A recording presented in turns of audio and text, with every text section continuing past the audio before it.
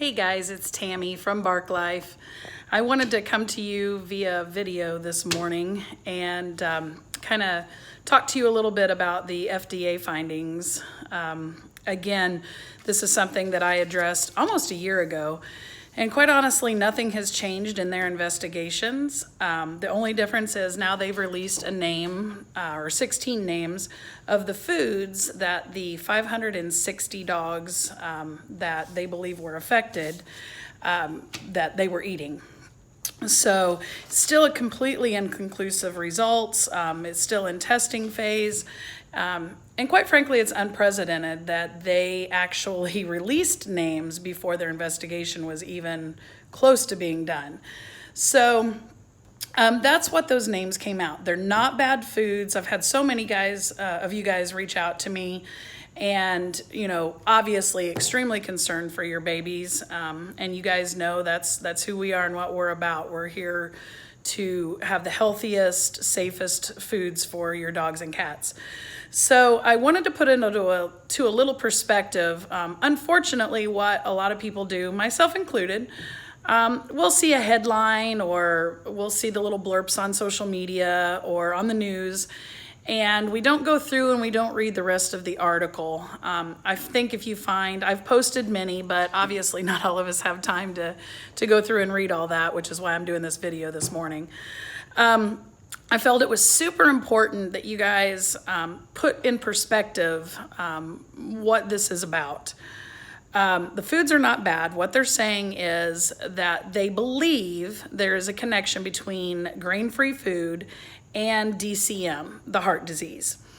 But here's where the perspective comes in. First of all, my personal side note is the top 3 dog food manufacturers in this country, which we do not carry, you guys would, I won't mention their names, but you guys would know who they are if you really thought about it. Even though they make some grain-free, they're nowhere to be found on this list. To me, that's pretty darn suspect. The only people listed on this list are what they claim boutique brands. I hate calling them that. I call them pet health foods. Those are the only ones listed on this list. So, but getting back to perspective, that's my little side note rant. The perspective is there are over 77 million dogs and even more cats than that. Over 77 million dogs in the United States. Out of those, 560 dogs that came down with the DCM, the heart disease, 560 of those dogs, the vets reported to the FDA because they were all on grain-free foods. That's 560 out of over 77 million dogs in the United States. Of those 560 cases, a quarter of them are predisposed to DCM just by breed, things like that. So that leaves you with the other 75%. So what that comes down to is 0.000007% of the dogs in the United States of America came down with DCM by suspect grain-free foods. Now, I don't know about you, but I'm pretty darn sure that if we look at diabetes, obesity, kidney failure, all the other different diseases that our pets can get, I will almost guarantee you that those are going to be higher numbers than 0.7%. I think that's just kind of common sense. But the press and the FDA like to scare people. And, oh my God, dogs are dying from grain-free food. Oh, they're dying. Get your dogs off this food. Get your dogs off this food.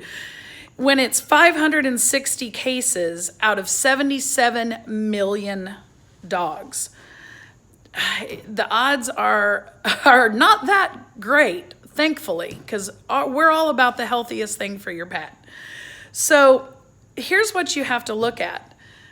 Tens of millions of dogs have been helped by grain-free foods. They had no quality of life before. They had allergies. I know a lot of you guys, a lot of your pets that we've helped, thousands of them that had no quality of life.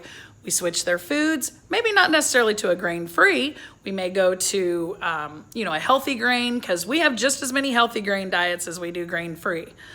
So, and, then there's raw, which we all love, and that's kind of our first choice is raw feeding. But beside the point, tens of millions of dogs are doing fine, perfectly fine on their foods. And a lot of you have reached out and said, well, my dog's blood work always comes back great from the vet. Everything always comes back great. But now I feel like I should switch my food. Why? If your dog's doing great, they don't have the allergy issues, their blood work is fine, because 560 dogs out of 77 million plus dogs have DCM, the risks of the allergies kicking in for your dogs, stomach upset, their quality of life going back down, which again is why you guys came and saw us in the first place. It just kind of doesn't make sense at this point. Again, it's unprecedented that the FDA has released these suspect findings, and they're not even done, not even remotely close to done with their inspections. There's been 0 recalls. There have been zero. And to me, that speaks volume, because if they were like, oh my gosh, this is killing dogs, they're going to recall. There's not even any talk of that, because it's not that issue at this point, and I personally don't believe it will be. Our heart absolutely goes out to those people who have lost their dogs to DCM and any disease. God knows if my dogs got sick, and gosh, when we deal with your guys, with all of our clients' dogs that get sick with any disease, it's heartbreaking and it's devastating, and we want to blame somebody. And I get it. God, do I get it. But we can't have that jump reaction because of sensationalism. And that's exactly what this is. And that's what I wanted to come to you guys and talk to you about today. Do your research. If you don't want to take my word for it, I implore you, please read the FDA report, and you will find they say we have no proof, 0 proof. So that's what I want you guys to understand. If your dogs are on a grain-free diet and you want to go to a healthy with grain diet, come see us. We have excellent options in a with grain diet. So it's not that we care whether you get grain-free or with grain or raw or whatever it is. We just want to make sure that it's not a knee-jerk reaction because of this report. We are here for you. Our staff and myself are highly trained. We educate ourselves daily in the pet diets. That's why you guys come to us. So come to us, talk to us. We are more than happy to explaining. I've been talking to so many of you via Facebook and Instagram and private messages over the last 48 hours. And I'm okay with that. I have no problem, because I get it. You're scared, and I get it because you love your animals, as do I. And I have that, again, that's why we're here. So I just wanted to put that into perspective for you all, though, that out of 77 plus million dogs, 560 are suspect that grain-free diets cause this.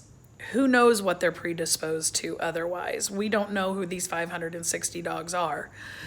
So think about it.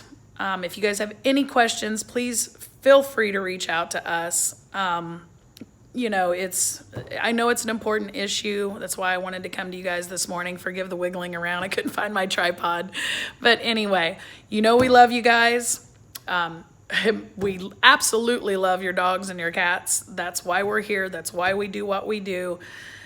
Each and every one of you are so important to us. And that's why we want you to make the smart decisions for your animals so that they stay healthy, but they also stay happy.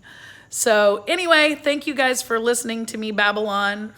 Feel free to share it if you feel that this video is share worthy, but we will see you all soon in Bark Life.